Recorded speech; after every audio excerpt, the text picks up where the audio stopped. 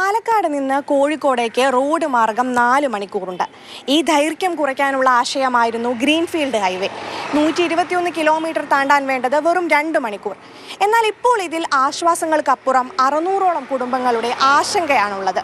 പെരുമണ്ണ അങ്ങാടി ഉൾപ്പെടെ 100 മീറ്റർ പരിധിക്ക് ഉള്ളിൽ തന്നെ ഈ സെൻറ്റിന് തറവിലയായിട്ട് കാണിക്കുന്നത് വെറും 65,000 രൂപയാണ്.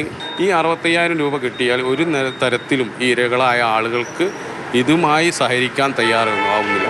ജില്ലാ കളക്ടറായാലും അതുപോലെ തന്നെ ഡെപ്യൂട്ടി കളക്ടറായാലും ഈ ഇരകൾക്ക് മാനസികമായിട്ടുള്ള ഒരു പരിഗണന നൽകാത്ത ഒരു രീതിയിലാണ് പോകുന്നത്.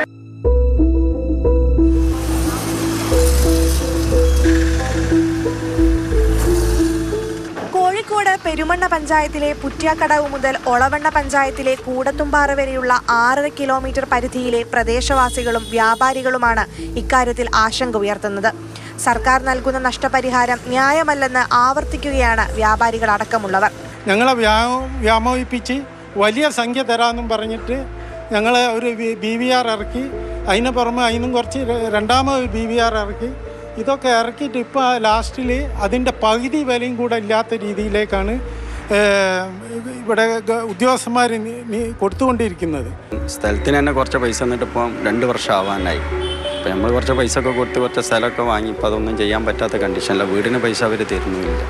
അപ്പോൾ അത് പെട്ടെന്ന് വില കുറയ്ക്കണേ കൊണ്ട് ഇപ്പം നമുക്ക് ആ വിലക്ക് ഭൂമി വാങ്ങാനായിട്ട് കഴിയുന്നില്ല. ഇവിടെയൊക്കെ ഭൂമിക്ക് വില കൂടിപ്പോയി. പ്രദേശവാസികളെ വിശ്വാസത്തിലെടുക്കാതെയും അവരുടെ ഉത്കണ്ഠകൾക്ക് കൃത്യമായി മറുപടി പറയാതെയുമാണ് അധികൃതർ പദ്ധതിയുമായി മുന്നോട്ട് പോകുന്നത്. ഇപ്പോഴും അതൊരു തീരുമാനമാവാതെ കിടക്കുകയാണ്.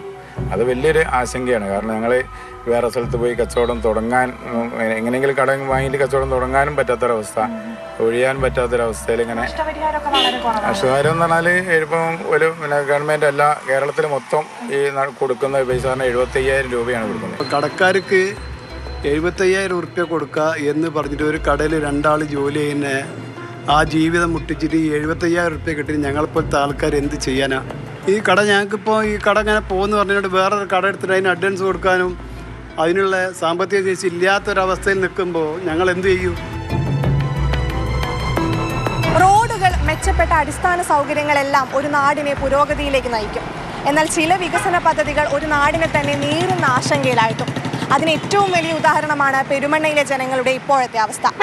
ക്യാമറമാൻ ജസ്റ്റിൻ മാത്യുവിനോടൊപ്പം CP അഖില, മാതൃഭൂമി ന്യൂസ്, കോഴിക്കോട്.